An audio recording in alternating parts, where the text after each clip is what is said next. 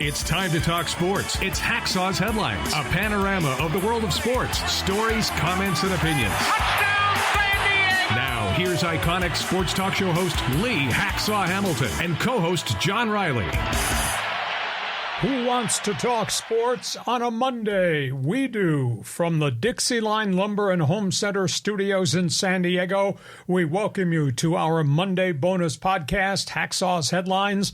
Good afternoon, everyone. This is Lee Hacksaw Hamilton, along with the irreverent co-host broadcasting from left field, my friend John Riley. We welcome you to our Monday bonus podcast. This podcast is brought to you by Dixieline Lumber and Home Centers. There are 9 locations in San Diego and the new one that is opening up in Orange County. If you've got projects planned for the fall into the new year, think about the materials you need, think about the ideas you want to put together, then think Dixieline Lumber. John Riley, good afternoon. Is it Tuesday yet? Is it Tuesday 7 p.m. yet? Is it Tuesday Padres-Dodgers Showdown series time yet? How you doing? Good. This is a great week. It's a sprint to the finish. Plus, we have college football, NFL. How you doing, Lee? Oh, cannot wait. I guess we should have projected that. We're going to go a lot of different directions in the next hour.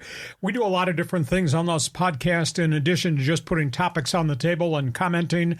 We started something when we launched the podcast. The people have just dove into this project. It's called Fans Forum. When we're done talking about hot topics, you take over the podcast. So if you're new to our live stream, John Riley, explain to our followers on live stream how they join this talk show when we are done. Yes, so if you want to get involved, and I already see Petey and Raul jumping on. So if you have a question or comment in the world of sports for Lee Hacksaw Hamilton, now's your chance to get involved. So just type in your comment or question in the live chat on Facebook, X, or on YouTube. A couple of other items. I have a website. I write on this website every day. When we're done with this podcast this afternoon, I want you to go to my website and just sample it. It's all written, phenomenal amount of information. That's the address right there, LeeHacksawHamilton.com.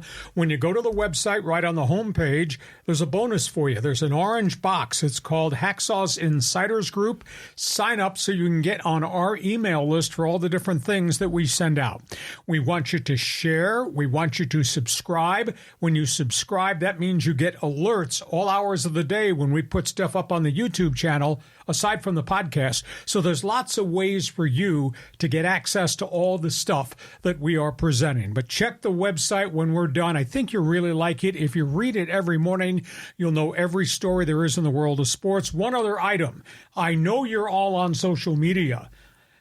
You need to be part of my Twitter All-Star team on X.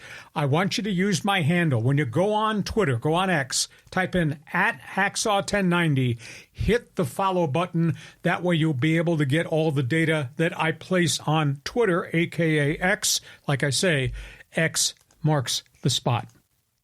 Showdown, Dodgers, Padres, first place at stake. It starts Tuesday night at 7:10 p.m. at Dodger Stadium. Used to be the Dodgers would dominate this rivalry, not this year at least. Padres have beaten these guys 7 of the last 10 meetings. And at stake is first place. First place in the National League West, and at stake is probably the first wild card slot, which is really huge. First place is big because you get almost a week's bye to get your pitching staff rested. First place, wild card, is equally as important. Home field advantage, at least in the first round, before you have to go on the road for the rest of the playoffs. All right, let's just talk. We'll argue back and forth. Some people will call it a discussion. He and I will argue back and forth, and then you can join us in Fans Forum with your opinion. The host says, let's compare. Batting orders. Who has the better batting order? The Dodgers with all the power atop, or the Padres, full batting order and bench bunch that can win games for you? I think it's a wash. Padres, they'll find ways to beat you with all their contributors. The Dodgers will beat you with the big bats at the top of the batting order. That's why they're at 92 wins this season. But the way Padres are doing business, they got 90 wins this season. So, John, which is the better batting order? Well, if everybody on the Padres could go 6 for 6 with 3 home runs and 10 RBIs in one day, then it wouldn't be any question that the Padres would be better. Now, the Dodgers, yeah, they're top heavy. You know, I mean, it's those first 3 or 4 guys are all great. But, you know, the bottom of that order, they've been improving a little bit, haven't they, Lee? I mean, what are you seeing from like guys like Chris Martin? Well, Gavin Lux is the one that's made the biggest jump. Mm-hmm. But I don't think there's a lot of consistency on the bottom half of that batting order. Even though they got Mac Muncy back, he's not hitting like he did before. I just look at the Padres' 9 bats and 3 deep off the bench, and they've all won games with them. I don't see all those other guys at the bottom half of the Dodger batting order winning games for L.A. It's all coming from Showtime and Mookie and Freddie Freeman and maybe occasionally from Will Smith. I think it's a wash. I think they can both win games. They just do it very, very differently. It is interesting how the Padres will have Donovan Solano batting 8th, and you're like, holy crap, that's Hitting like a really 290. Yeah, exactly. I mean, that's a really deep lineup. I mean, so the Dodgers are going to have that inconsistent flow, but man, yeah, a wash. Yeah, I think it's the top of the order for the Dodgers better than the top of the order for the Padres, and then vice versa on the bottom. Let's talk about starting rotation. Jack Flaherty. That's all. That's all they have. As we sit here on a Monday, they got Jack Flaherty. Yash Yamamoto got knocked around in a second start coming off the disabled list. Walker Buehler is 1-6. You never know what you're going to get. There is no Clayton Kershaw at this moment. There is no Tony Gonsolin not ready to be activated. Where is the Dodger starting pitching going to come from in this series, much less the postseason? The Padres, you got Cease, you got you got Java Joe, you got Michael King. Starting rotation, better in San Diego than it is in Los Angeles. Bullpen, I'm not sure who you can trust on a night-by-night basis in L.A. Padre bullpen, 3 closers, 7 deep. I give the advantage to the Padres in the bullpen, too. Starters, closers. 1 starter, erratic closers. And John Riley says, I saw a projection of the starting line or the starting pitchers for this series, and one of these games, the Dodgers are doing a bullpen game. Yeah. I mean, they don't even have like enough arms to throw. I mean, if the Dodgers are going to win this thing, they're going to win it like they did on Sunday against the Rockies and hit 2 bombs in the bottom of the 9th and win a slugfest, because I don't understand how that pitching can hold it together. I saw Trinan was pitching again, but he's still not quite the same. It's weird. So the Friars have the advantages on the mound. In the dugout, Dave Roberts, can't argue, 8 division titles, biggest bankrolled franchise in modern-day baseball in the National League. Mike Shildt, 90 wins in San Diego after all the 90-win seasons in St. Louis. Mike Shildt has brought law and order to the clubhouse. Leader, pushes the right buttons, does not make a hell of a lot of mistakes, and has gotten his guys collectively to buy into the sales pitch. Great respect to Dave Roberts. But Dave can't control the health and the non-health of the pitching staff. Shildt has got all the pistons firing on the Friar side of the first base line. I give the advantage in the manager's seat to Mike Shildt and the Padres. Dodger fans are still angry about Dave Roberts. It's crazy. But, you know, Mike Shildt is sort of like low-key genius, you know? I mean, he's kind of has like an unassuming personality, but when you start listening to him, you can understand that dude's multi-layered deep in his intelligentsia around baseball. So the Padres have to be excited about all this, but you're getting pretty fired up here. Are you counting your chickens before they hatch? No, I'm just excited looking. Is it Tuesday night yet? Yeah, no. I just think this is fascinating to see how this thing has evolved. One closing quote about all this sales pitch. Dave Roberts said yesterday, all the teams they've played this year on their schedule, even though they are in first place, Dave Roberts' comment, the Padres are the best team we have faced all season. That came from the Dodger manager. Argument over. Padres should win this thing.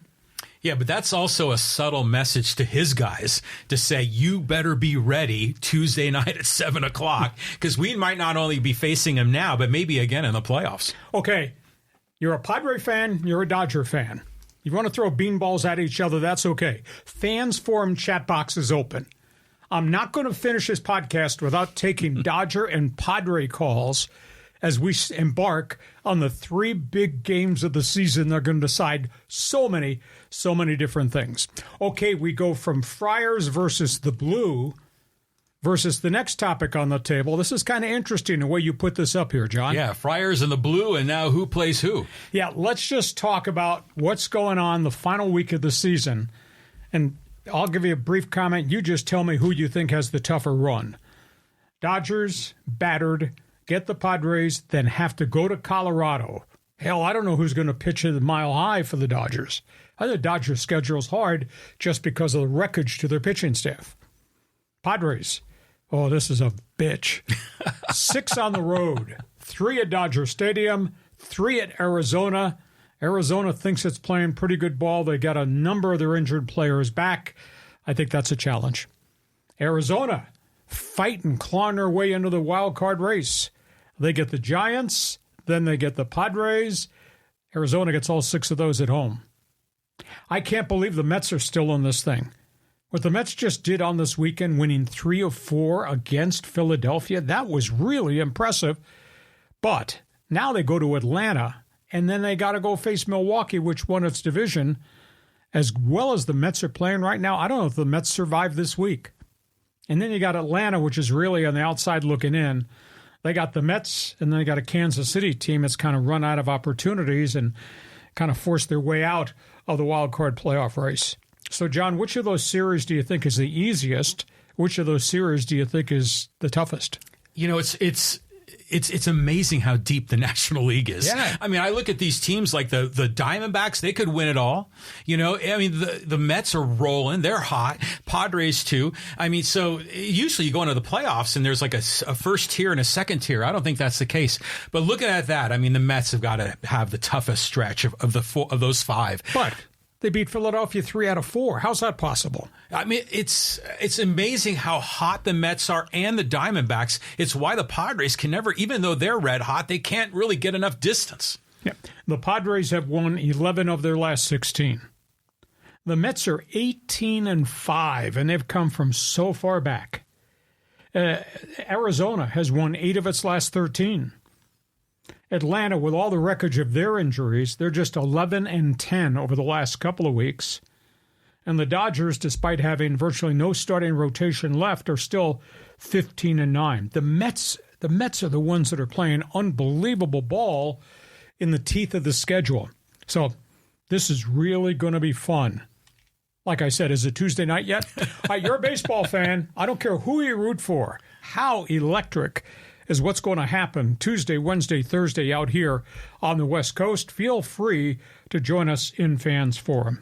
That's all things baseball. From that, next topic on the table. We're going to talk about this Charger matchup in Pittsburgh, and it got ugly. The Bolts got bombed. This was really bad.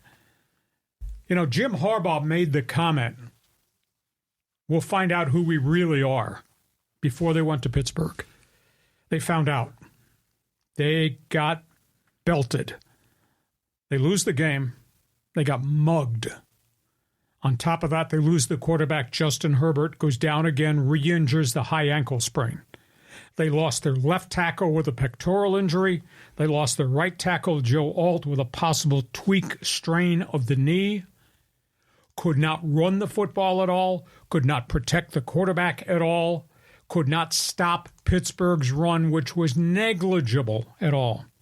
Do you know in the second half of that game, the Chargers were outgained 243 yards to minus 15. The Chargers had minus 15 in offense in the second half in Pittsburgh. That's unbelievable. Now, a bunch of that was the 5 quarterback sacks that they allowed as Herbert took a beating, and then Taylor Heineke came in and he couldn't move the football because there was nobody blocking for him.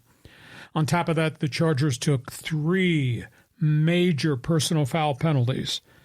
They had 3 different penalties in one series that led to a 55-yard touchdown pass. They made Justin Fields, the journeyman quarterback who was fighting for his NFL life, look like a superstar throwing the football. And they just did not cover tight ends. They did not cover the wide receiver deep down the seam. We'll find out who we really are. You're really in trouble. And no amount of Jim Harbaugh's tent revival speech can remedy the fact his quarterback is hurt and both of his tackles are dinged up. And by the way, here comes Kansas City this weekend. That's tough. So all the enthusiasm has to be tempered down right now. To quote my co-host, whose favorite off-air comment is a can of whoop-ass. That's what it was. That's what happened in Pittsburgh. Boy, the Steelers just stomped them.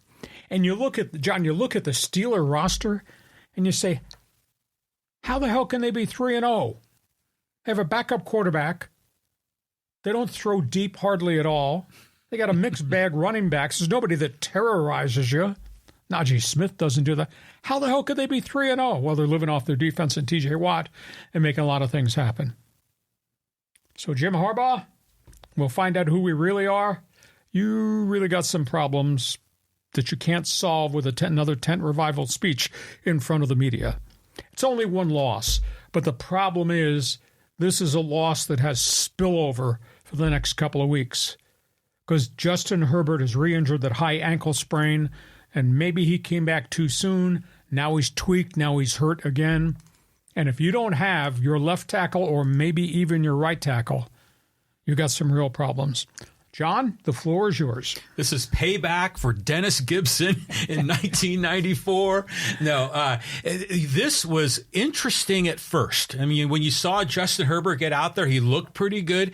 And let's talk about some of the positives. Quentin Johnston is looking very good as a receiver. Yes. Now Lad McConkey catches everything. Yeah. And there's a lot to be excited about, but no one's going to be able to get the ball to those guys because, you can't count on Easton Stick. Maybe you count on Heineke if the offensive line was doing well.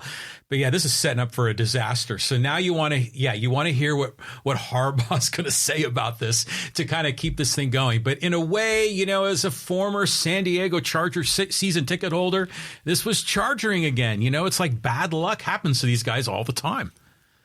And by the way, here comes Patrick Mahomes in Kansas City. Yeah. And they're really dinged up, but they continue to win. They find ways to win because of that quarterback. That's going to be a fascinating game this weekend, the Bolts against the Kansas City Chiefs. Okay, Charger fan or transplanted, deported Steeler fan, get on Fans Forum. Express an opinion of what you saw on the weekend. And now we go to the rest of the games that we saw on the weekend, and we walk around with our mouth hanging open. Sunday shockers. How'd that happen? Yeah, look at this list. Let's start. Kansas City overwhelms Atlanta. Patrick Mahomes. The thing I love watching about the Chiefs is the wild formations that Andy Reid brings to the line of scrimmage. All these guys in different motions, half motions, different sets. And then Mahomes makes plays off the different looks while the defense is walking around trying to figure out who we're going to cover, etc. Mahomes just absolutely brilliant. Kansas City, even though they're really beat up. And by the way, they beat up Kirk Cousins. He got rocked all over that place on Sunday night. Kansas City finds a way because of the coach and because of the quarterback. Next one, Detroit Lions. They were just not going to get bullied nor shocked by Kyler Murray. Lions go into Arizona and just wear out the Arizona Cardinals. Jared Goff throws for almost 200. David Montgomery has his first 100-yard game running, and they chased Kyler Murray kind of all over the field. Lions make a statement, get up off the floor, and win. L.A. Rams. Matthew Stafford willed the Rams to win. That was pretty doggone impressive how they got better, tougher, faster as the game wore on. And it's kind of stunning because Brock Purdy had a pretty good game throwing the football. But they were playing with a bunch of guys who were hurt, who were out of the lineup, and they got taken out. The Rams came from 13 back to win that game against the 49ers. No wonder why you were in a pissy mood last night. When that field goal went through, I wasn't happy. And they wasted an unbelievable performance by Jaron Jennings. 11 catches, 175 yards. Oh, by the way, your best bud, the one that's making all the money, Brandon Ayuk. Oh, yeah. We're now 3 games into the season, has not done crap to earn his money. Show me the money. Yeah, so San Francisco, Kyle Shanahan really upset at his team and the outcome, losing to the Rams. Philadelphia, New Orleans. Jalen Hurts put on quite a show. Knocked the Saints from the ranks of the unbeaten. Hurts goes for 311. Saquon Barkley bust for 147. They punched the Saints in the mouth.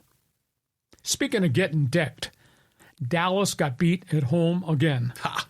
Baltimore Ravens. Lamar Jackson, 182.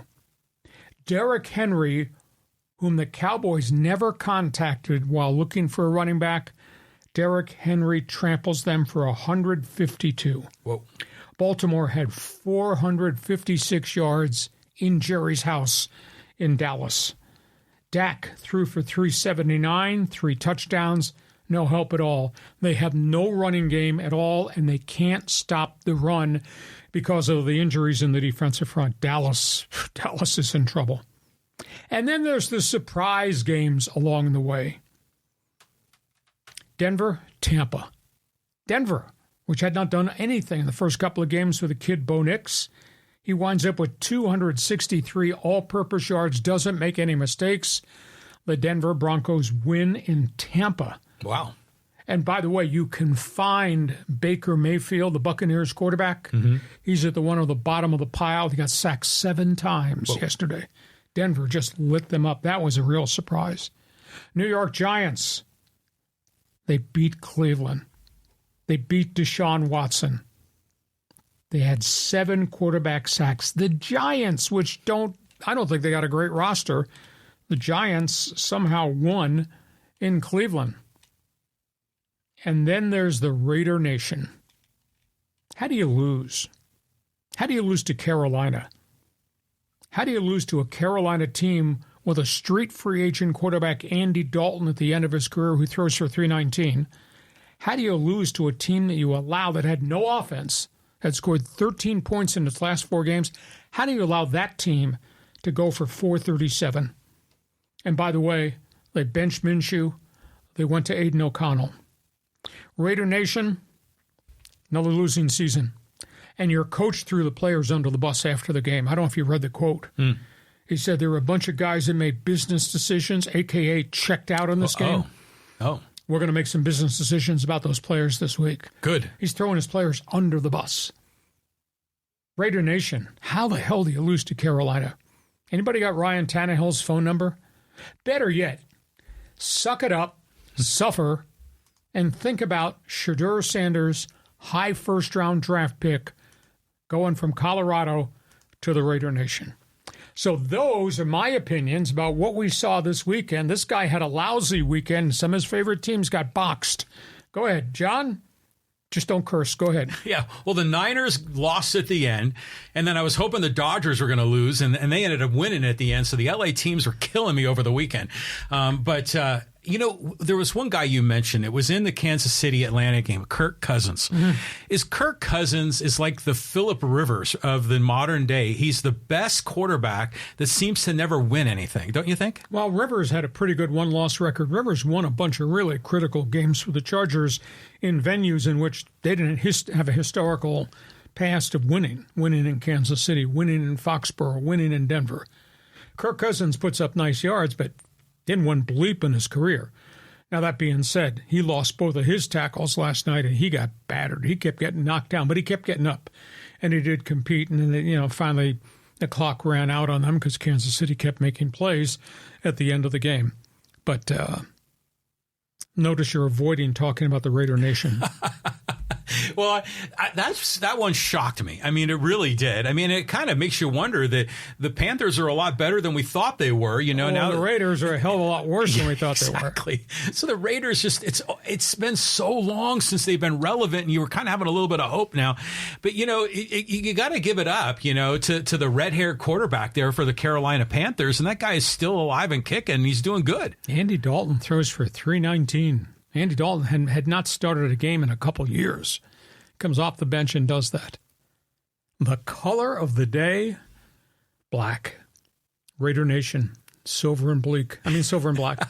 And then, and that's all that the Dallas Cowboy fans are looking at as purple and black as they got punched in the nose in Dallas. Okay, big weekend around the National Football League. Hey, you got opinions? We just told you ours. We're waiting for you to jump into the fans forum as we get to halftime. Halftime, this podcast is brought to you by Dixieline Lumber and Home Centers.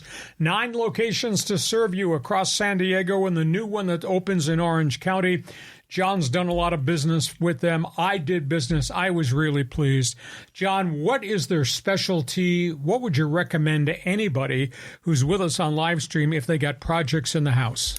Yeah, I think if you're, you know, they cater a lot to people that are building custom homes. But a lot of times you just want to remodel the kitchen. You want to remodel a bedroom. You know, they got all the lumber, all the building materials, the doors, the windows, everything you need. And they're experts. You know, they've been in San Diego for over 100 years. They're partners, and contractors love them. Homeowners love them. Dixieline Lumber, yeah. These are the people that you should do business with. We did. We're pleased. We think you will too. Dixieline Lumber. We're at halftime here. This is our Monday bonus podcast. Couple of program notes. We do something really different on this podcast. It's called Fans Forum. When we're done talking sports, we invite you to join us. You jump into the chat box, give us a question, make a statement. We'll put it on the air for everybody to hear what you've got to say, and then we'll talk you down off the ledge. Fans Forum comes up right at the end.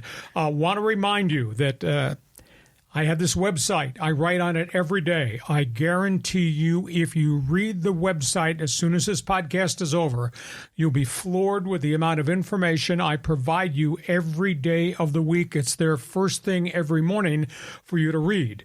Also on my website, there's an orange box right on the homepage. It's called Hacksaw's Insiders Group. Get onto the email list because we send you a lot of volume of information there.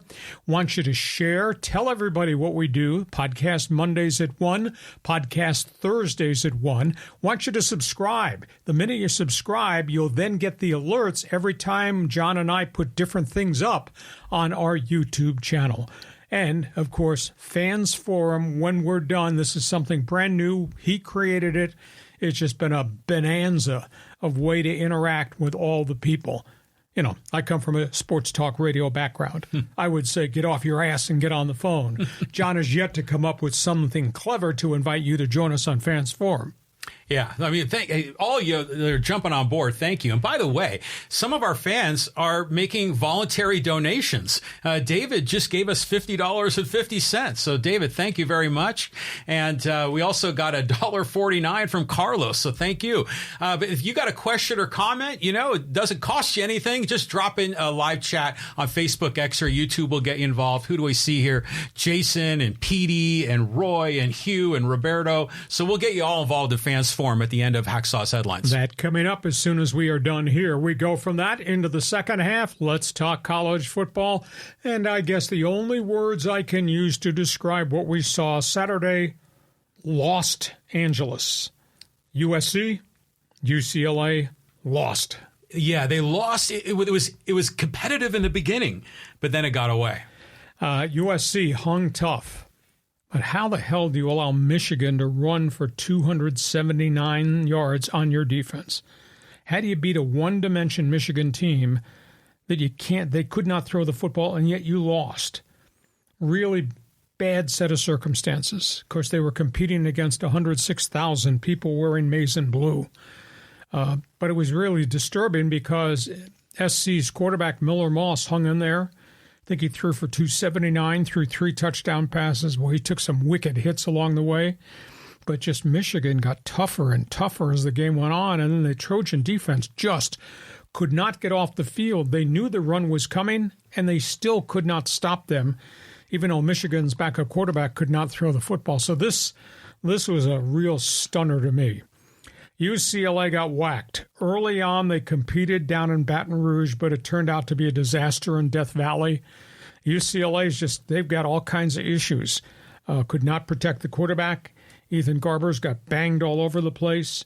Nussmeier, the LSU quarterback, threw for 320-something and 3 touchdowns along the way.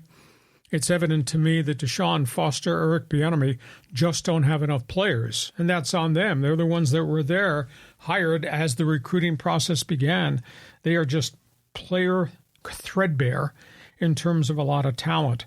Don't run the ball very well. The big wide receivers they have, they don't get the ball to them. Garbers got knocked all over the place as LSU got progressively stronger and stronger.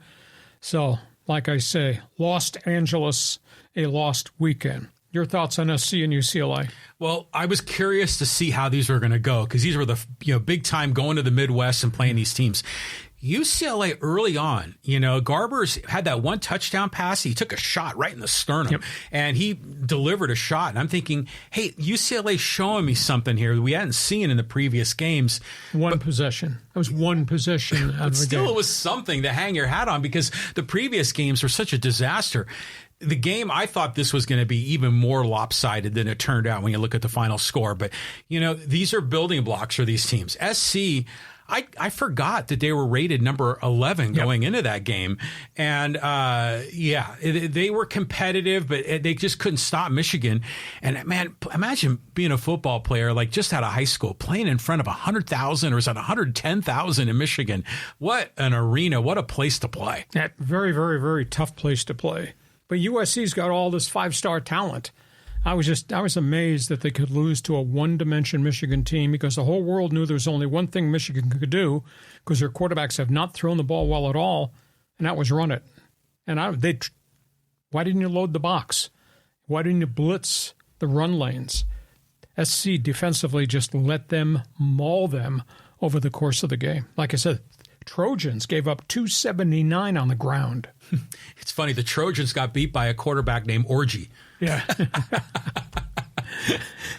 Your warped sense of humor. Anyhow, tough weekend in Los Angeles. If you're a USC or UCLA fan, feel free to jump on board. And this is only the beginning because these guys got to go back east a bunch more times. And, of course, not going to be easy, I don't think. Okay, we go from that to what an electric game this was in Boulder. Yeah. Shedeur Sanders, man, Coach Prime, this has got a lot of hope. And the picture right at the end of the game, the fans storming the field, filled the whole football field with Colorado fans wearing white. Nice phrase. What it should be, we don't have enough room to put it up there. Dion and Shedeur are probably saying, Hail Mary, full of grace. I hope this pass comes down in the right place. And Shedeur Sanders throws a 33-yard Hail Mary desperation heave to a wide receiver falling down who caught the ball on the final play of the game to force overtime. Just amazing. And then they get to overtime. CU wins the toss, goes in and scores. Back comes the opposition, goes right down the field, looks as if they're going to run it in, and the ball is punched out as the quarterback tries to go over the top of the goal line. Travis Hunter punches the ball out, loose in the end zone. Colorado falls on it. Colorado overtime. Bedlam explodes. I mean, Shedeur Sanders is he's hardy, he's gritty, he's tough. He was getting whacked on virtually every pass play there was, and CU wins a really tough game against the Baylor Bears. Shocker to me overnight, Associated Press poll just came out. Colorado did not get one vote in the top 25. How is that possible considering how well that kid quarterback and that wide receiver cornerback, the next Dion, Travis Hunter, are playing? That was a hell of a game, and I wish I had a picture of those fans storming that field. The whole football field was all white. All the fans wearing white Colorado buff shirts. It was really cool look. That was a legit win, man. And Shedeur, you saw his mobile, moving around, like swinging way outside the pocket, making throws. And the catch at the end, what was the kid's name? Westers, I think. Yep. He kind of like deked his guy at the final, like right near the pylon, and then was able to kind of cut in and catch the pass right before it landed. And what a finish. So I'm thrilled. I think this is great. Big 12, Colorado's competitive. Let's see who they've got next. On we go. Okay, that's college football. You got an opinion. Fans Forum box is open. Jump on board. Couple of other items. We're going to talk about basketball because this is probably something we ought to pay attention to. They got unbelievable notoriety. We're talking about the start of the WNBA season. Caitlin Clark not being accepted by all those other stars in the league, victimized, cheap-shotted, etc. Really bad start. Caitlin Clark drags the Indiana Fever into the playoffs. A team that was 3-10 to start makes the playoffs. But I think the bigger story is the health of the WNBA. I'm going to raise this question because they just announced this weekend they're putting another expansion team. It's going to go to Portland. And now what you do is this league is just not Caitlin Clark.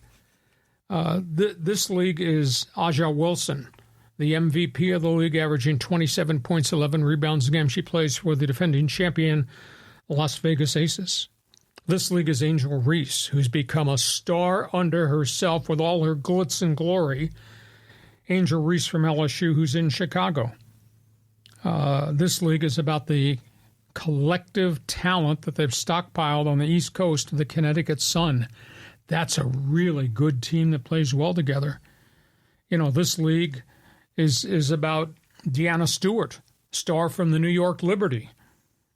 You know, and this league is about Kelsey Plum, who had injuries early on, but is obviously a star coming out of college basketball.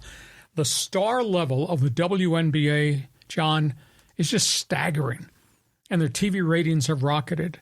And their attendance went through the roof in virtually every city there is. So I've told you all the reasons why all of a sudden there's a magnetism to what this league is all about. In addition to the fashion statements they all make walking into the arena wearing all this glitter. Here's a question. As the league is expanding, why not San Diego? Would San Diego support an expansion team in the WNBA looking at the litany of stars that have now flown into the league in the last 24 months? Why not San Diego? We are a major market, are we not? Okay, John, your turn. That's an interesting angle, because we have Alex Morgan here, playing for the San Diego Wave. Why not in a WNBA team? I'm thrilled, as you are, because from women's sports, when I grew up, it was usually tennis players, like Steffi Graf and Martina Navratilova. So it's nice to see the women's sports expanding. But in SoCal, the Sparks have not been good at all. Well, they were past champions. Now they've fallen into disarray. Yeah, so I was looking at the brackets, and I think I'm going to pick, the team closest to me. That'll be my rooting interest, which will be the Las Vegas Aces. Because, Kelsey Plum, she's like a dude sometimes. She was taking, if I remember, was this March Madness where she was throwing T-shirts like up into the stands? She looked like Shedeur Sanders throwing it. Unbelievable athlete. So, yeah, I'm thrilled for this league. I'm happy. And you're right. It's not just Caitlin Clark. There's a lot of people that we should be talking about. And I'd just ask the question, shouldn't San Diego, a major market with a sports arena, be a viable entity? Now, you don't get a franchise for free. It costs a ton of money. But why not? Portland's got the NBA team. Portland had a team before. It didn't last. Why not San Diego? It's a very different aura right now. I just throw that out to you. Well, it's a good idea because you see at the women's soccer games that a lot of young girls are going there with their families, with their teams. And imagine that, having that kind of a unique angle to market your team in San Diego. But they're going to need a new arena, so we need to get Stan Kroenke on the phone. Okay, we go from that. Next topic on the table, John. NHL news here. We got Canucks and we got the Golden Knights. Yeah, NHL camps have opened, and unfortunately, there's some real bad news. A couple of spots in the National Hockey League, and most of it swirls around goaltenders. Let's just talk about the situation in Vancouver. Surprise team last year. Went deep into the NHL playoffs before it finally caught up to them.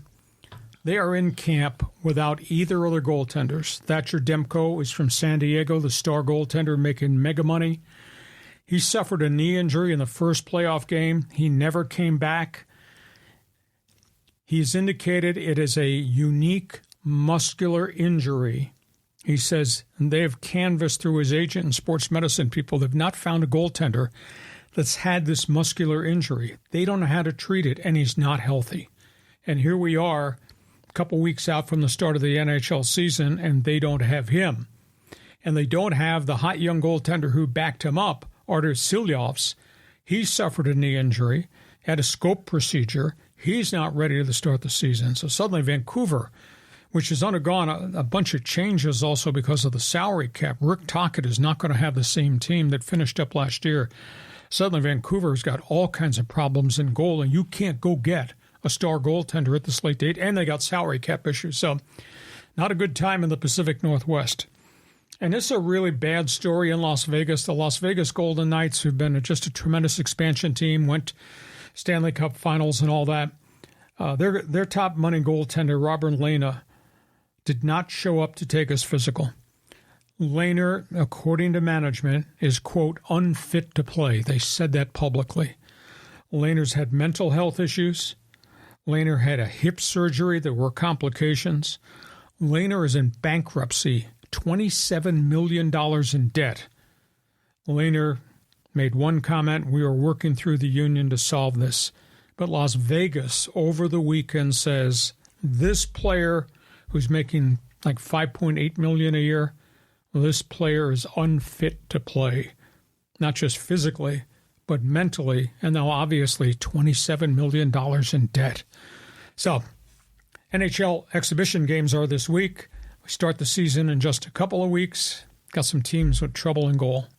Wow, those are tough stories. I mean, we had talked a little bit about, the goalkeeper in Vegas that was going through the bankruptcy, but I'm thinking about it from the perspective of a young player that's like wants to be an up and coming, wants to get to the NHL, and they would give their left nut to get into the NHL. And here's a guy that the rest of his life is sort of unraveled, and that, it would make it difficult, not for just for him, but for young guys seeing that and seeing like, how could that possibly happen? Because you think if you made the NHL, your life is wonderful and everything is great, but it clearly isn't.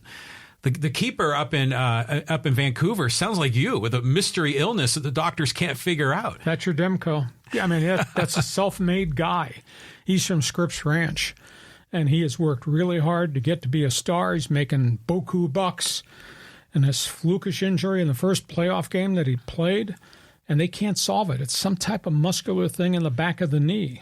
And, of course, always surgery is always a last resort for him and for me, and that's tough. And suddenly Vancouver, which was a surprise team in the Western Conference playoffs last year, they're kind of running into a wall, and here we are 2 weeks from the start of the season, and they got injuries. They just lost a player who had underwent emergency testicular cancer surgery. Oh, my God. Yeah, so, I mean, they lost some players to free agency in the offseason, off defense that left. Just unfortunately for Rick Tocchet, who's a really good coach, they don't have a roster full of players now in Vancouver, so it's bears watching as we go every week, Mondays and Thursdays. We'll peek inside the NHL notebook. So we got a lot to talk about. Now it's your turn. This podcast is brought to you by Dixieline Lumber and Home Centers. 9 locations in San Diego. You've got projects in the home, at work, maybe on the back patio. Think materials, think Dixieline. If you need ideas, think Dixieline, because they get consultants that help you. Dixieline Lumber Home Centers. John, we're ready. Fans Forum. Oh, look at how many people are stacked up here. I guess they're ready too. Go ahead. All right, here we go. Let's go to Petey. And he says, should we use Michael King as a secret bullpen weapon with recent Suarez struggles? He did it in New York. Well, in postseason play, you probably get by with 3 efficient starters. Your 4th starter becomes a long reliever if somebody has a problem. But at this point, the Padres are also 7 deep in the bullpen, Petey, so I wouldn't mess with that chemistry. I'd just be judicious as to how often I use Suarez. He's had 3 bad outings in his last 7 appearances, so You got to walk down the line with him. But it wouldn't surprise me to see them flip Suarez and maybe go to Tanner Scott as the closer. Scott has pitched pretty doggone dominantly since he came from Miami, and you got Jason Adams as a setup guy. I would not make King a reliever. I keep King in the rotation because all kinds of things can change with your starters. Well, King deserves to be a starter in the playoffs based on how well he pitched this year. But what an embarrassment of riches. I mean, even Martin Perez, the number 5 starter, he'd be a hell of a long reliever in the playoffs. And who did I say at midseason might be the MVP of the Padres? Ruben Niebla. Yes. And here is Martin Perez, journeyman Texas, journeyman Pirates, ERA. When they unpacked his bag at the airport, his ERA was 6.52. His ERA here is like 2.33 since he got here. Ruben Niebla. Unbelievable. I mean, that's just like magic he's working there. You know, but as far as Suarez goes, we're really worried. He looked good there yesterday, but we'll see how it goes. But hopefully they can just kind of spread the love around. It doesn't always have to be Suarez closing. They can mix it in, and I think that'll take a little pressure off. Yeah, and right now, here's an interesting stat. Since Yu Darvish and Musgrove came off the DL, they were out for those extended periods.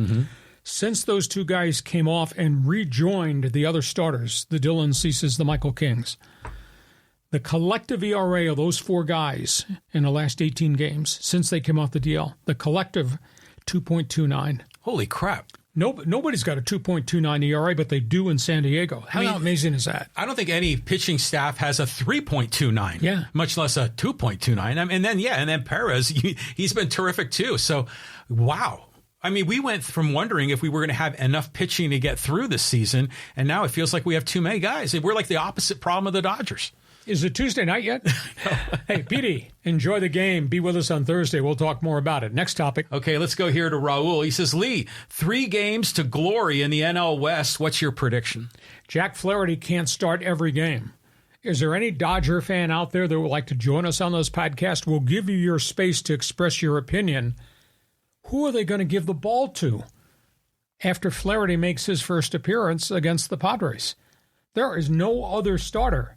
As John said, they're talking about a bullpen day in the most important week of the season. A bullpen day with all the relievers that are on that staff. And by the way, half those relievers are up and down, in and out, upside down. Could the Padres win all 3? Well, they got to keep Ohtani and Showtime in the ballpark, but I guess anything's possible because I don't think the Dodgers have pitching. Okay, so let's just pretend for a minute.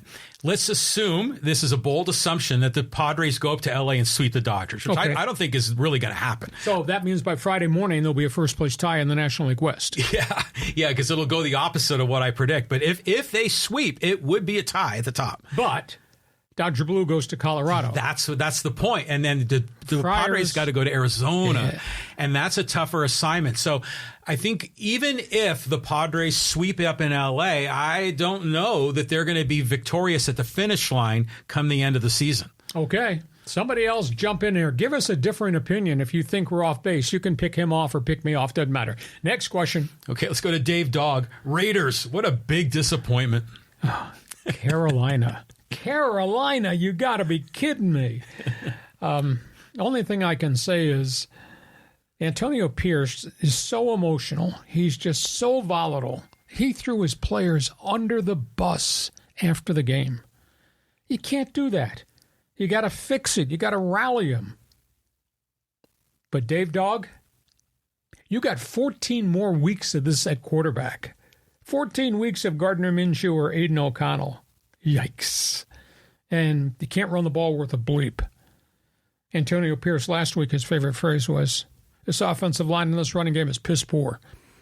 It's not a way to rally your team together. The only thing I can say to ease your pain, Dave Dog, Shedeur Sanders, first-round draft pick next year. How would that look? That would look good. That would be really good. But, this is making me think a little bit. Did you follow the crisis with C.J. Abrams and the Nationals, and he was out late at night? Until 8 a.m. in the morning on a day game. Yeah, and that's usually something a Raider player would do. But the Nationals demoted him to AAA. Too bad the Raiders don't have a AAA team, because if you said those guys made business decisions, they checked out. Yeah, those guys need to be demoted and in some cases removed. Some of those guys look like they have removed themselves already. Okay, Dave Dog, I hope there's a better day. We'll talk about it regardless of what kind of day your Raiders are having. Next one. Okay, let's go to Callan. He goes, there's a developing story that Gonzaga is going to leave the WCC for the Pac-12. Explain to me how moving the men's basketball team only to the Pac-12 benefits either party involved. Makes no sense. That's a great question, but that's Gonzaga. That's big-time national reputation.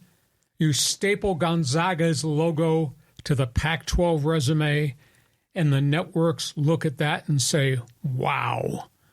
Now suddenly you've got an improved product to put on your TV network, and that's what this is all about. It's not as if the Pac-12 loves San Diego State or Fresno State or whomever. What it is a brand linked with the Pac-12 brand. When they go to the negotiating table for the next TV contract, you got a wow factor there. And from Gonzaga's standpoint, yes, have dominated, have done such a great job in the West Coast Conference, but that's the WCC. You put them in the Pac-12 with a legendary national brand that is San Diego State, and some of these other schools, they're going to make the Pac-12 brand much more recognizable nationwide, which means bigger paydays. And Gonzaga will get a bigger network cut if they're a member of the Pac-12 rather than the West Coast Conference. Oh, yeah. That's slimming it down to the actual reasons why it would make sense. Well, I think now in the 21st century, we have to think differently because we normally think just geographically, that they all need to be on the Pacific time zone or whatever to be in the Pac-12. But we need to think in terms of these basketball only schools, kind of like the Big East schools. I don't think a lot of those guys have basketball or football programs, do they? Like St. John's or Creighton. So it's just about loading up all those brands. So the bottom line is eyeballs. And I think, when you think about how college sports are, if you're on the East Coast, you can watch college sports for 18 hours straight, into the middle of the night as long as you have competitive Pacific time zone games. So that makes sense to me, Gonzaga being there. I don't think we need to think of it as they don't fit. I think it's a matter of, like you say, bringing the big names in. Yeah, taking their logo and putting it next to the Pac-12. Exactly. I still don't understand. I mean, the sources that I network with tell me from in the next 48 to 72 hours, the Pac-12 is going to add 2 more. And I just keep hearing through the grapevine it's going to be Memphis and it's going to be Tulane or Memphis in South Florida. I don't like that at all, even though Memphis has a, quote, nationally recognized program in basketball with Penny Hardaway, but that might be on NCAA probation soon. I like the Gonzaga idea. I floated that. He floated that. I brought it up today to Brian Dutcher at the Aztec press conference. They had their basketball preseason gathering today. And he says it'd be phenomenal for the brand. So he kind of thinks like I think, that this would be great when you go to the negotiating table. You got the Aztecs with a national presence, and you got Gonzaga with a national presence. And we'll see who else out of this other group develops. But that's where we are as of this hour. Callum, that's a very good question. Thank you. Okay, let's go here to Jason. Wants to talk Chargers. Joey Bosa, again, every year, sigh. He lasted 2 plays, and he got hurt. It's a hip and a groin.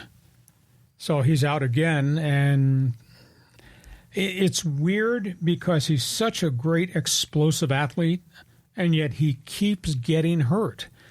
Guys roll up on him. Calf injury, knee injury, hip injury, groin injury.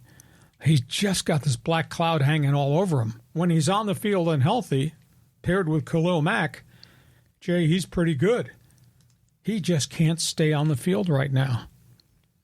I hate to use this phrase. I used it once, and it was terrible. The Chargers had a number 1 draft pick, a running back. You remember the name, Ryan Matthews, Fresno State. Yeah. Very good college player. Got here, could not stay on the field. He was always hurt. Eventually, I don't know that he lasted 4 years in the league. He was out of here within 2.5. I called him China Doll. They got so upset at me over at the Fortress. But here you're paying big money, high number 1 draft pick, had a great college career at Fresno, and he can't stay on the field. Joey Bosa can't stay on the field right now. It's just terrible.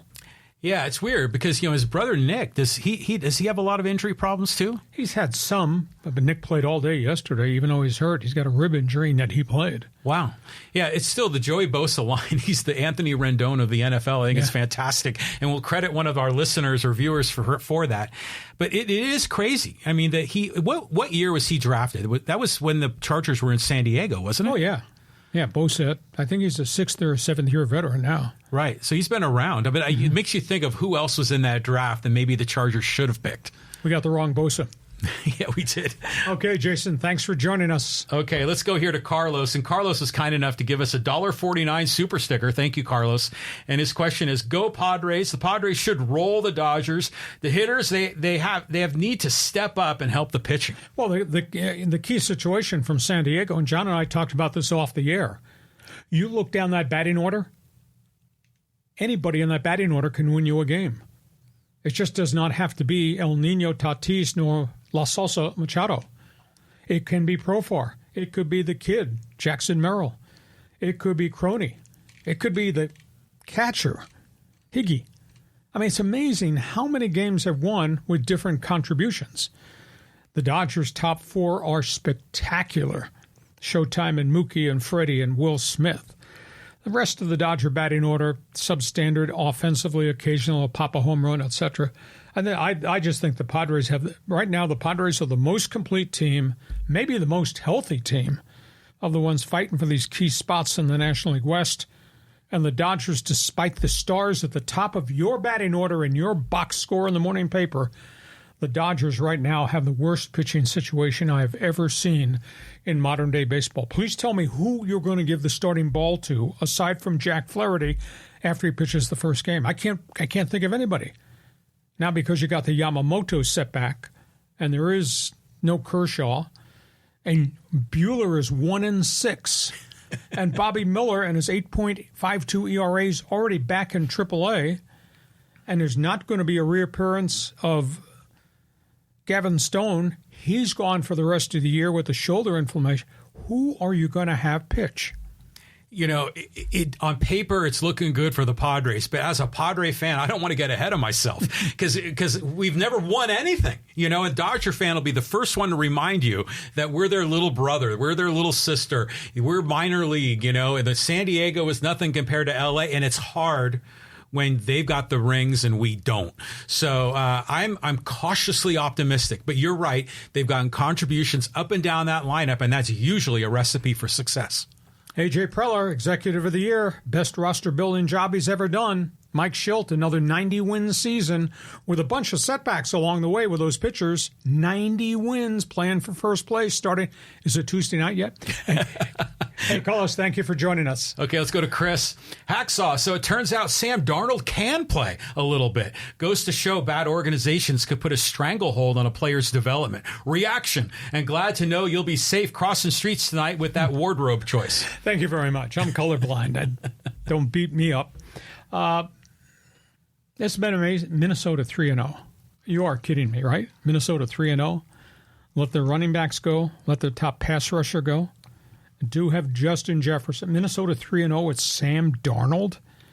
Speaks volumes of Kevin O'Connell teaching X's and O's and his system as head coach. I'm just awed. Minnesota 3-0. You got to be kidding me. Minnesota-Pittsburgh in a Super Bowl with those two Neanderthal offenses? Well, they met in the 70s, didn't they? Yeah, way back in the day. Fran Tarkenton, Chuck Foreman. Yeah, but that was a long time ago. That was a few third down and longs ago. Kevin O'Connell obviously has had great impact on Sam Darnold. And you are correct, Chris, you make a really valid point of bad organizations can screw up young quarterbacks or put them in situations in which those young quarterbacks can't do really well. Over in Carolina right now with the whole Bryce Young situation. So it happens a bunch of places. So we'll see. They're 3-0. You can't take the 3 wins away. Do they have enough players to go 14 more weeks without having this thing cave in on them? Only time's going to tell.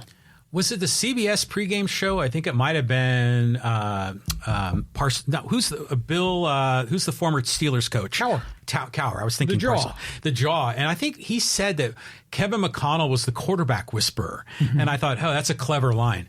But, Sam Darnold, he was like number 1 overall at a USC like about 5-6 years ago. And he just went to the New York Jets. Yeah, and look how that worked out. Yeah, now the time is right. So far, so good. Chris, thanks for the input. Next one, Fans Forum. Okay, let's move on here down to John. He says, the Dodgers have history, but this Padre team seems to have the hunger this season. No city or fan base in North America deserves a championship more than San Diego. Hoping this will be the magic year for my old home.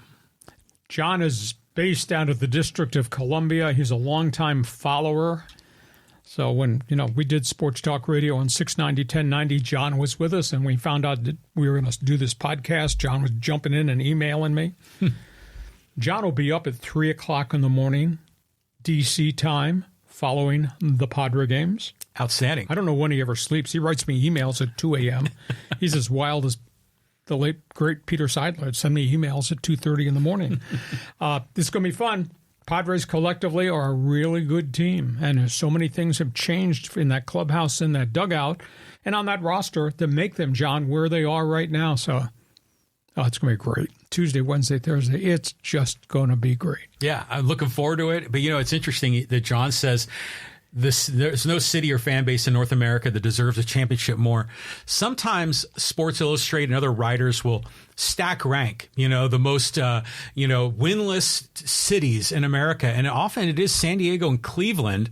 But I think that was before LeBron won one of those with the Cavaliers. Yeah, but the Browns haven't done it since 1964. Cleveland had Indians, my Indians, your Guardians, haven't done it in a long, long time. So it's been quite a drought here, and I'm not talking about the weather and rainfall amounts either. So we'll see. We'll see what this thing, and a week from now, it'll be the eve of the playoffs. We'll get through this weekend. We'll see what our emotional status is next Monday, but the playoffs start on Tuesday, and that's a whole different environment. Playoffs? Yeah. You talking about playoffs?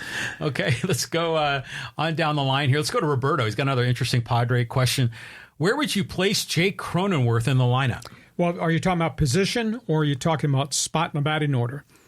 One of the theories, one of the rumors when I'm down there at Petco Park, Jake is not hitting left-handed pitching at all. He's batting like 201.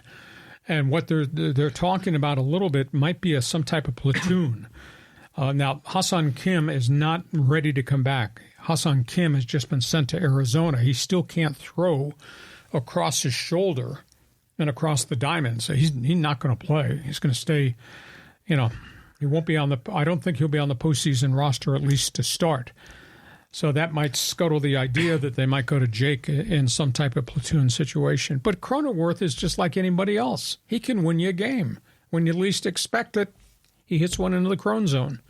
So just collectively, this team collectively is better than any of them are probably individually in terms of carrying a team. Collectively, they can. Cronenworth's an interesting guy. I mean, first of all, when he's on the field, he always looks like he's annoyed at something, and annoyed at a person or a situation or the opposing team. He's had huge moments in Padre history, and he's gone through these rough spots. I remember he made a comment once. He says, who would have ever thought that here I'd be on a playoff team with Manny Machado and Fernando Tatis and batting third in the lineup, which he had done for a great period of time. So, when we got him, he was sort of a throw-in that deal. It turned out to be a pretty good deal for the Padres. Yeah. Credit scouting. Credit boots on the ground. He was a throw-in in the Will Myers deal. And Myers was here and played okay. No, it was a Tommy Pham deal. From Tampa? Yeah. Okay. Yeah, because we got Hunter Renfroe. Pardon me. We got Hunter Renfroe, went to Tampa. Oh, and then we got Tommy Pham, and then we got Cronenworth as a throw-in. Throw-in. But that goes back to my theory with A.J. Preller. Boots on the ground. There you go. And they discovered Cronenworth. They saw potential coming out of the University of Michigan. Not bad for an old hockey player, huh? That's amazing. It is amazing. Crony's a great contributor. Rob, thank you. Okay, let's go here to Javi. Dodgers only really need to win one of the three, even though I think they'll take two. Oh, you're joining us you're messaging us with your heart. That's okay. Sometimes I wish you'd message with your head. So you can cheerlead Dodger Blue, Jovi. Please tell me who is going to start games 2 and 3 of the series. And then, by the way, who's going to be your starters once you get to the playoffs? Because even though if the Dodgers win the division, they're going to get the first round bye. But 4 days is not going to solve all the issues with your starting pitching because those guys, I don't think those guys can come back. And for every good first outing Yamamoto had coming off the disabled list, the second outing was terrible. For every good dominant outing Buehler had, either side of those two starts, he got lit up. So, Jovi, who you can give the ball to? Who you going to trust? You got all these series, these best of 5, best of 7 series. You don't have any starting pitching. But they're going to end up winning these games like 11-8. Okay. That's the only way it's going to work. Now, imagine a scenario where the Padres are up 1 in the 9th inning against the Dodgers, and we've got Suarez, and then here comes Ohtani. Do you trust Suarez to pitch to Ohtani in the bottom of the 9th down when the Dodgers are down 1, or do you bring in Tanner Scott? I bring in Tanner Scott right now because I don't think you can trust Suarez's stuff. And Ohtani's hitting it off everybody. Yeah. But Tanner Scott's got wicked stuff coming from the left side in on him. Remember the Padres had Alec Jacob. He was sort of like the secret weapon. Was it him or was it another guy? That was Jacob that threw whatever he threw. Yeah, it was like this funky sidearm thing that was always getting Ohtani out. So Monday, Tuesday, Wednesday, Thursday, and then we got the playoffs next week. It's going to be so much fun. Okay, well, here's the shout out for David. $50.50. Right on, David. Thank you very much. Hey, anybody else would like to contribute because the host is the one that's writing all the checks, so you can have this podcast, so you can make rude and crude comments about my clothes. Yeah. That's okay. Yeah. But if you'd like to contribute, John can explain how all that works. Well, yeah, I mean, if you want to you make a voluntary contribution, Super Chat is a feature built into YouTube, so you can leave a donation, and we're very grateful for that. Thank you very much. It's better than us taxing you, and who knows, hell, that might happen too. Next one. Okay, Force Ghost Fabio. Memphis has declined to move to the Pac-12 and is staying in the AAC. Okie dokie. You just stay there where you are. I wouldn't be surprised to see Memphis wind up in the Atlantic Coast Conference, because that's got much more basketball name recognition. So that's fine with me. I don't want to see anything in the Deep South. I don't want to see anybody with no tradition. Tulane, South Florida. You kidding me? Just go get Gonzaga, and then we'll see if there's something else out there. You see if I like the Air Force Academy and the Pac-12 because of the TV network and the notoriety globally. But the AAC is going after Air Force because they already have Army and Navy, and that'd be kind of a unique addition to the military commitment there. Sports fans are always thinking, well, eventually, like you've said, Cal and Stanford are going to wake up and say, this sucks. Why are we out here in the East Coast? But they're locked into that deal, right? For how long? Well, I think there are exit fees. And not everybody there in the ACC is happy about these guys from here. They got to travel the other way. Yeah, they just might cut them loose. And then if the UCLA situation blows up in their face, do they wake up one morning and say, this is not a good idea? Now you got UCLA coming back into this conference with Cal, with Stanford, with the expansion already made, and maybe Gonzaga. Now you got a very different brand. Wouldn't it be funny if San Diego State is at the top of the new Pac-12 and UCLA comes begging to get back in? It's always usually the opposite way. Funny how it all works. They'd let them in. Oh, yeah, for sure. Okay, thank you. Okay, let's go here to 4RXLA. Quick takes. Dodgers lose first round. Roberts and Pryor fired, and Schumacher is hired. Raiders dumpster fire. AP and 29 coaches might not last the 4-13 season. Well, that's an awful lot you put on the table there. Dave Roberts has got 1 year left on his contract. Pryor is under a multi-year contract. They are not to blame for the epicenter of all the injuries with the pitchers, but the Dodgers are going to evaluate, quote, the Dodger way, how they draft them, how they treat them, how they develop them, what they demand from them. There's just a different situation that exists in Major League Baseball. It's everywhere. I mean, I think as of today, there's 55 pitchers who have now had elbow surgery since spring training, and we're into September. Skip Schumacher's name has been mentioned already with the White Sox. So that may be a landing spot there, but that's a total rebuild mode. The Raiders situation, ugly. And all I can say is they got a good general manager who's a very credible person in Tom Telesco. They have not had some credible people as football decision makers in recent years, maybe even decades. Think Shedeur Sanders. If this turns out to be a disaster, as you say, dumpster fire, high number 1 pick, you find a way to get the quarterback from Colorado, and that kind of changes everything. And I think you'd agree with me, Shedeur looks pretty good in black. Yeah, that would be cool. That would be cool. You know, and have the whole Coach Prime thing around the Raiders. The mystique would be on, full tilt. I just want to comment, though. Now, let's imagine a scenario that the Dodgers win the NL West and they get into the playoffs, and regardless of whatever the Padres do, that the Dodgers lose. They don't make it to the World Series. And L.A. fires, as 4XLA says, so it fires Dave Roberts and Mark Pryor. Would that be like the Chargers firing Marty Schottenheimer after going 14-2? Sure, because Dave Roberts has won 8 straight Western Division titles, been to the World Series, got 1 ring. You may say they deserve a lot more. Behind the scenes, it's just not Dave Roberts making decisions. It's the analytics guys handing down pieces of paper with what we recommend you do in this situation. And Dave Roberts following marching orders. I don't think Dave Roberts' job is in jeopardy, but I do think what is in jeopardy is the whole medical staff and what they need to evaluate what they do with pitching. Why are so many Dodger pitchers breaking down, all with the same injuries? Elbow, ligament, forearm. I went back and dug up. Dodgers have used the disabled list for pitching 98 times in 3 years. 98 times have put pitchers on the DL for a wide variety of things. But the preponderance of the young Dodger pitchers all have this. That means something's wrong in terms of teaching or the mandates of you get a 100-mile-an-hour fastball, the mandates of what you throw that has wicked movement that causes this. So the Dodgers are going to have to do a big evaluation because right now they lead the world in elbow surgeries. I think I figured it out. Go ahead. The Dodgers pitching, we can blame it on the curse of the eminent domain in Chavez Ravine when they were dragging out the Latino people out of their homes to claim that land to build Dodger Stadium in the 1950s. And it's finally coming back to zap them. You and conspiracy theories. What's your political affiliation? No, stop the conspiracy theories.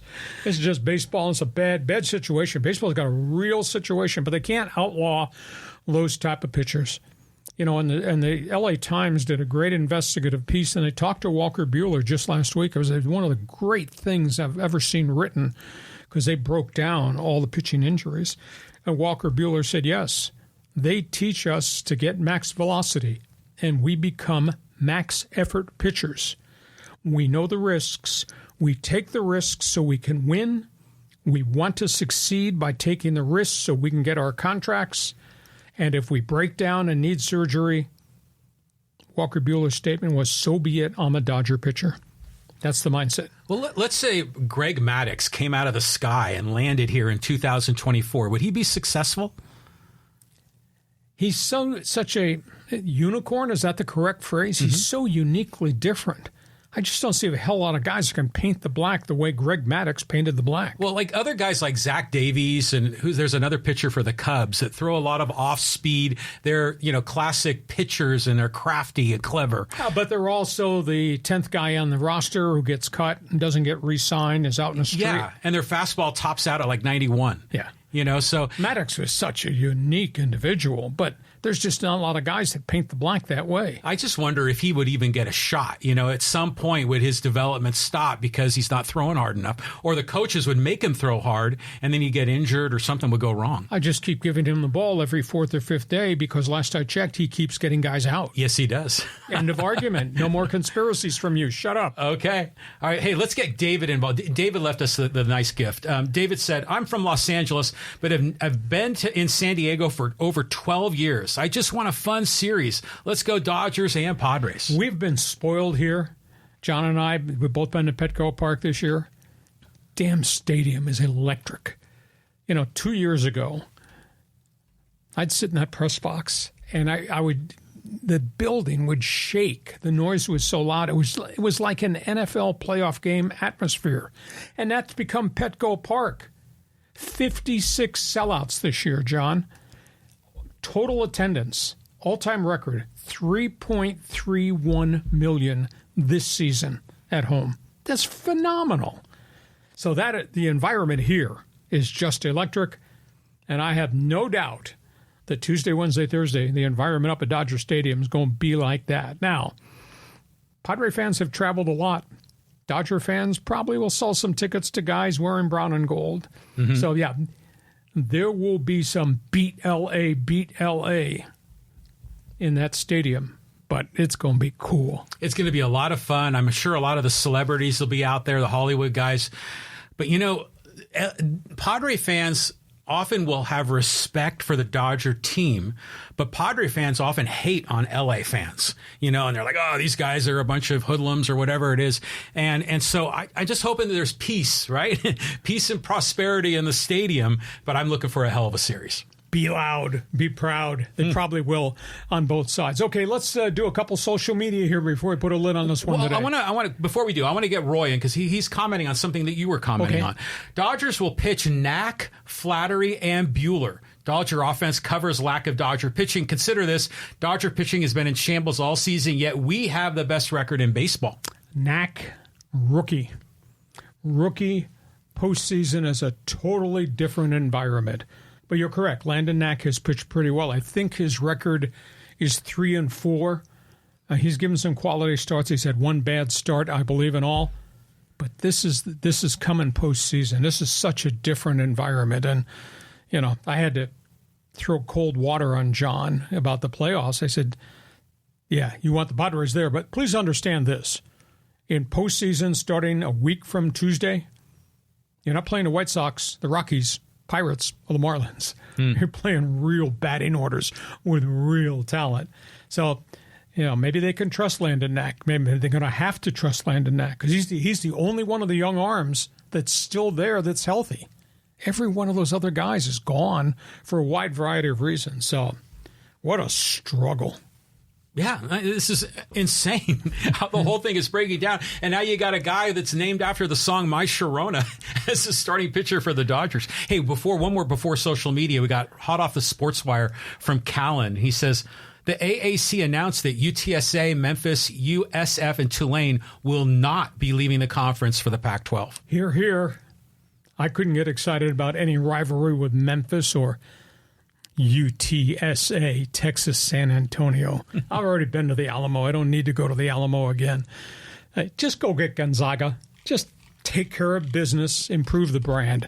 Thanks for joining us, Callum. John, social media, sound off. Sound off. Okay, here we go, social media. Okay, we'll talk a little Raiders football.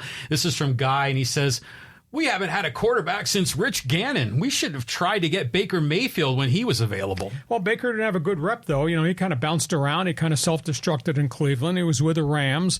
Now he's kind of, reinstituted himself that they really kind of like him in Tampa Bay. But, geez, he got sacked 7 times on Sunday. He just got roasted. Prior to the collection you have with Minshew is you had Garoppolo, but then he got hurt. Couldn't keep him on the field, and his career is kind of unraveled because of a lot of injuries, and now he's just coming off the suspended list with San Francisco. They've gone through so many guys. I call it the Jeff George trauma. You remember Jeff George? Jeff George was going to solve all of Al Davis's problems, and he got there, and he was washed up, and he didn't play well when he was a young stud with the Indianapolis Colts. So just get me Shedeur Sanders in the Raider Nation, wearing black.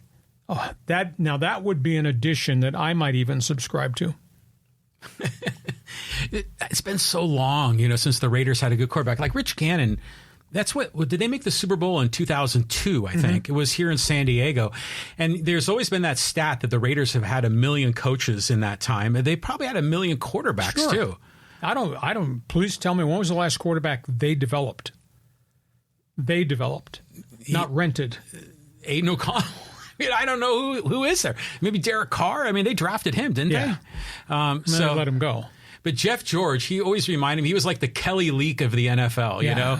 It just kind of had the mullet going on, business in front, party in the back. Mr. Me, Myself, and I. Yeah, and he was a gunslinger, but yeah, he couldn't get it done.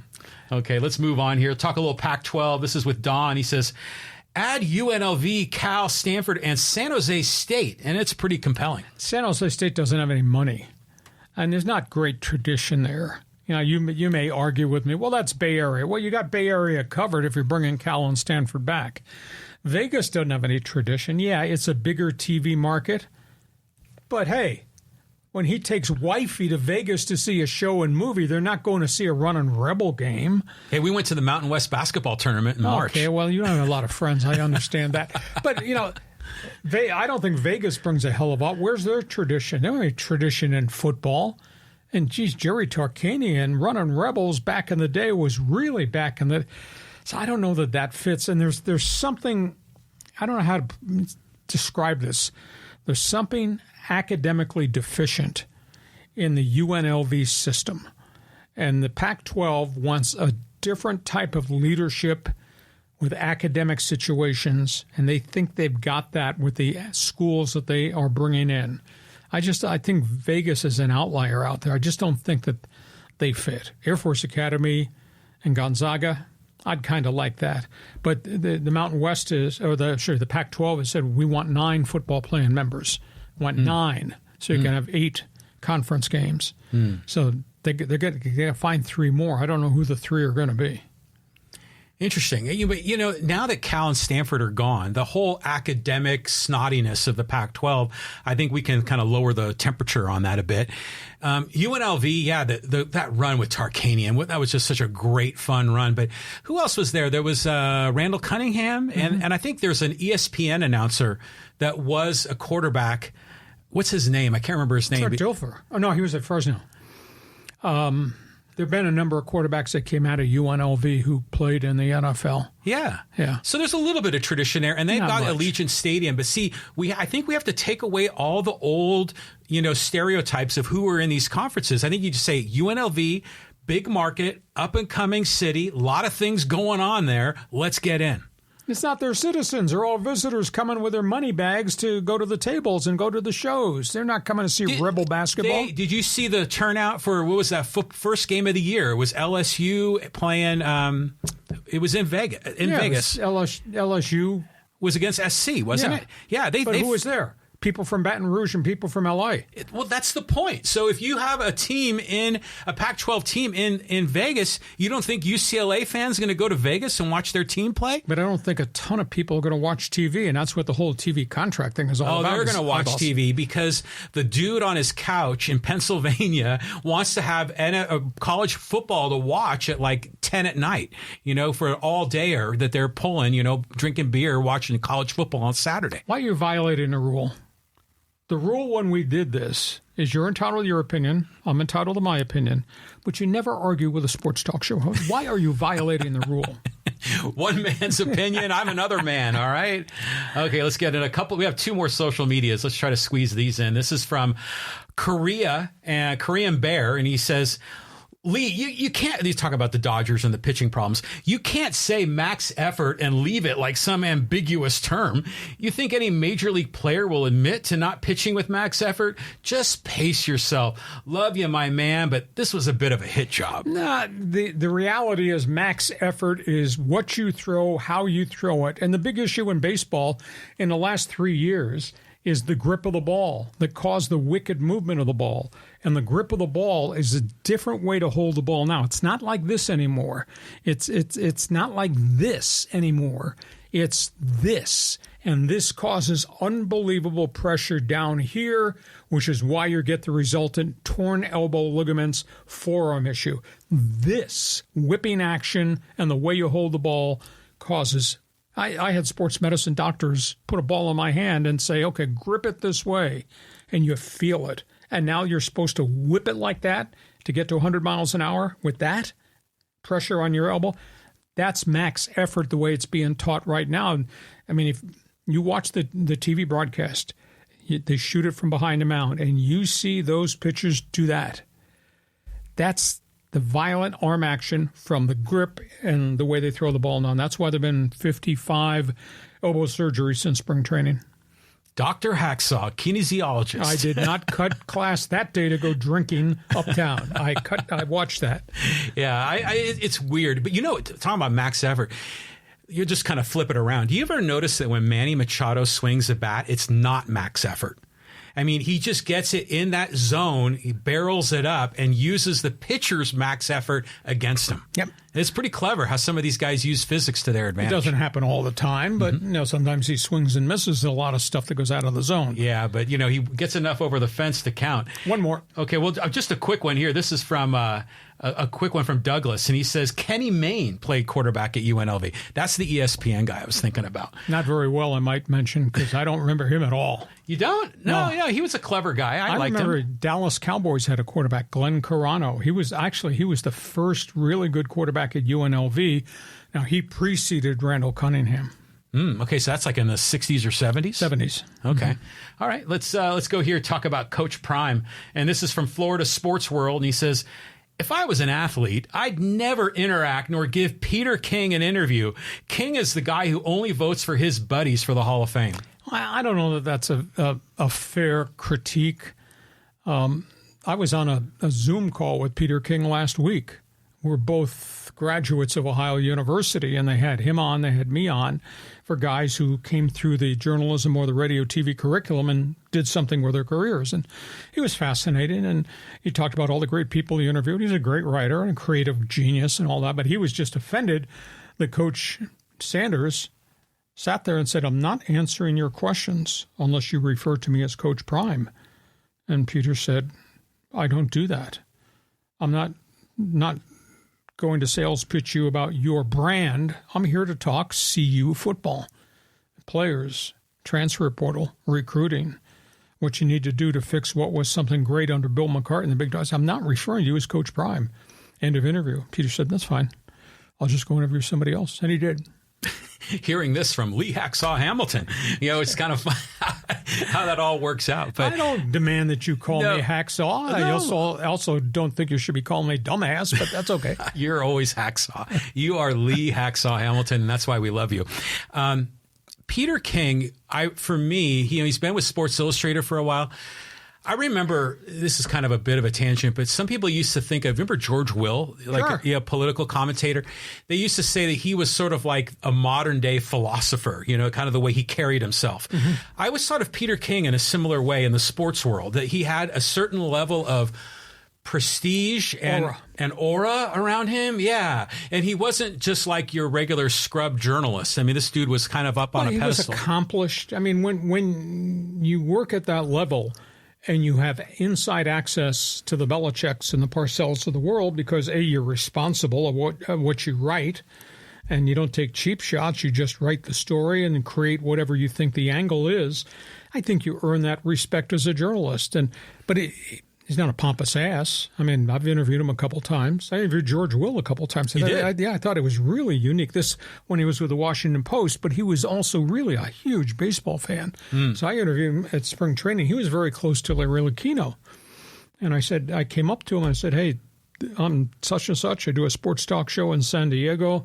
We're the Padre flagship. I'd love to sit and just talk baseball because I know your love of the game. He said, no problem. Let's go sit over here in the corner of the dugout.